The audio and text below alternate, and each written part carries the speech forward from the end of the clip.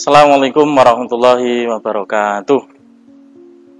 Alhamdulillahilladzi anbana hazan inna rabbana laghafurun syakur. Asyhadu an la ilaha illallah wa asyhadu anna Muhammadan abduhu wa rasuluh sallallahu alaihi wasallam wa ala alihi wa ashabihi amma ba'du.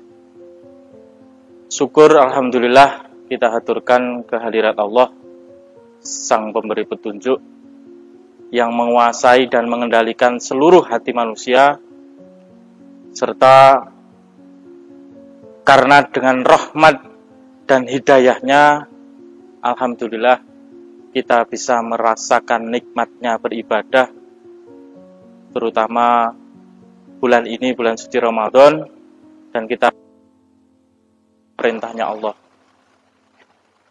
Para pemirsa yang kami hormati dan yang kami cintai, salah satu kawan, teman beberapa bulan yang lalu berbaik hati mengirimkan film pendek berjudul Tilik. Nah, di sini saya yang tadinya tidak tertarik, jadi ikut-ikutan nimbrung melirik peluang ini. Sebagai suguhan, boleh dibilang karya ini cukup menarik. Disuguhi dengan logat medok dan wajah-wajah yang lugu dan alami khas Jawa Tengah. Dan keunggulan lainnya adalah bidikan objek yang sederhana, yaitu sebuah truk sebagai alat angkut, potret kehidupan nyata di masyarakat desa.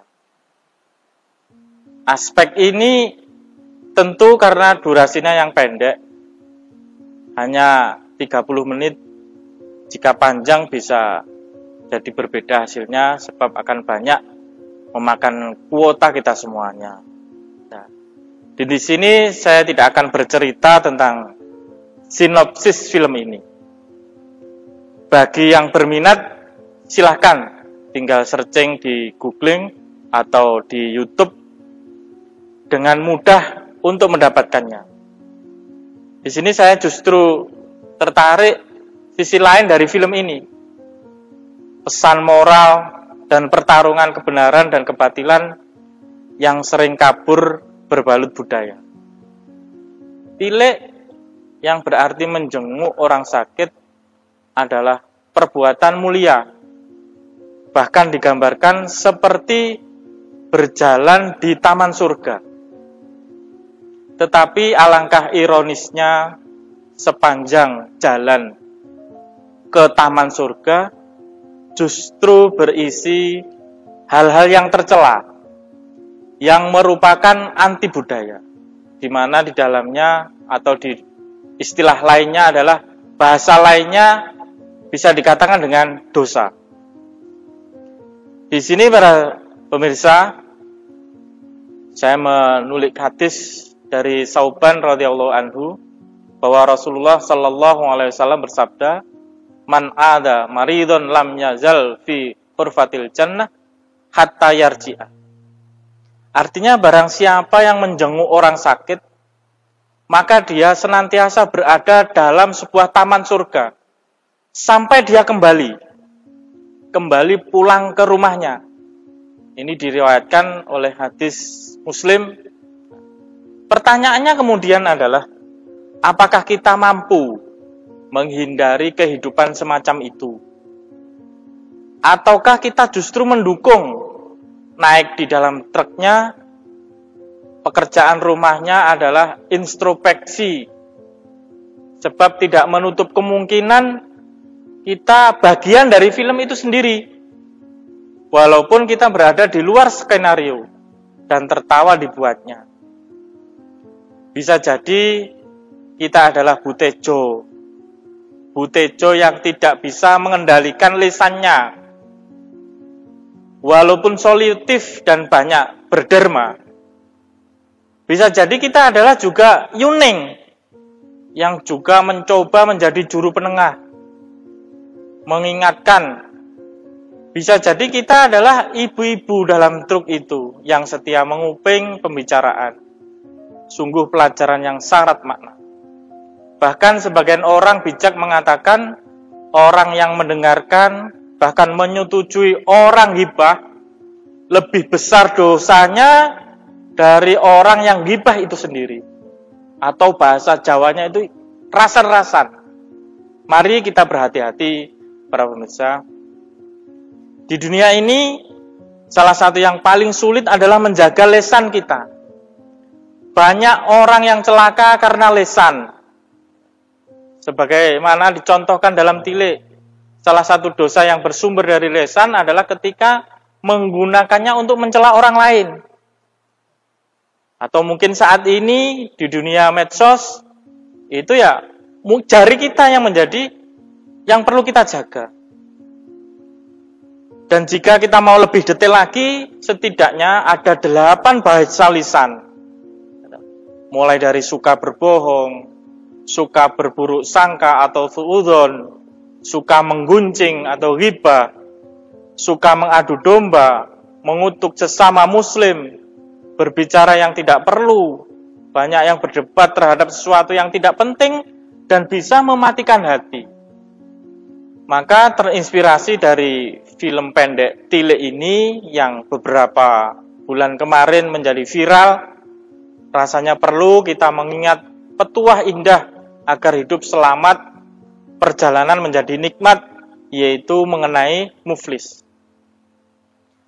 Rasulullah Shallallahu Alaihi Wasallam bersabda dalam hadisnya, an Abi Hurairah, anna Rasulullah Shallallahu Alaihi Wasallam adadruna mal muflis, qalu al muflis fina malam malatar malat dirhama wala mataan, qala innal muflis min ummati ya'ti yaumal qiyamah bisolati wa siyamin wa zakatin wa ya'ti qad satama hadza faqadha hadza wa lama mala hadza wa safaka dama hadza wa daraba hadza fa yu'ta hadza min hasanatihi wa hadza min hasanatihi fa in faniyat hasanatuhu qabla an yuqdha ma alaihil ukhid min khotoyahum faturihat alaihim alaihi summa turihal finnar.